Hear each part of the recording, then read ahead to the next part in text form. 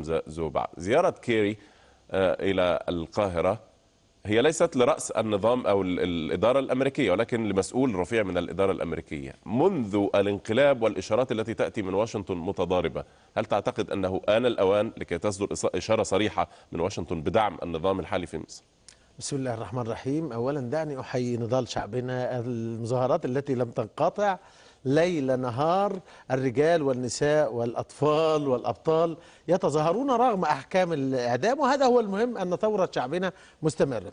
الآخر، من قال أن أمريكا لم تعطي إشارة صريحة للانقلاب؟ قلت هنا في هذا المكان وكررنا أن الانقلاب دبر بليل ومضت ووقعت عليه CIA وخدمه وزير الدفاع، وقام كيري لو تذكر بزيارة باكستان وقال إن الانقلاب للعجب سيساعد على استعادة الديمقراطية.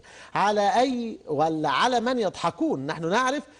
ما أتوقعه أنا هو أنك غدا أو بعد غد أو بعد عام تكشف CIA في وثائقها وتقول نعم دبر هذا الانقلاب عندنا، وافق عليه أوباما وسوق له كيري ودعمه وزير الدفاع تشاك هاجل. هذا ما يجب أن يعرفه العالم. الأمريكان لا يمكن أن يقبلوا بحكومة حرة منتخبة، لا يمكن أن يضعوا مصير المنطقة في أيدي ناس أحرار لهم قرار. يعني الوضع المنطقة في أيدي أحرار، وناس أحرار كما تقول لهم قرار، هذا يسبب كثير من المتاعب بالنسبة للشعوب في المنطقة، لجهة عدم وجود استقرار لفترة بسبب عدم رضاء العالم كما تقول.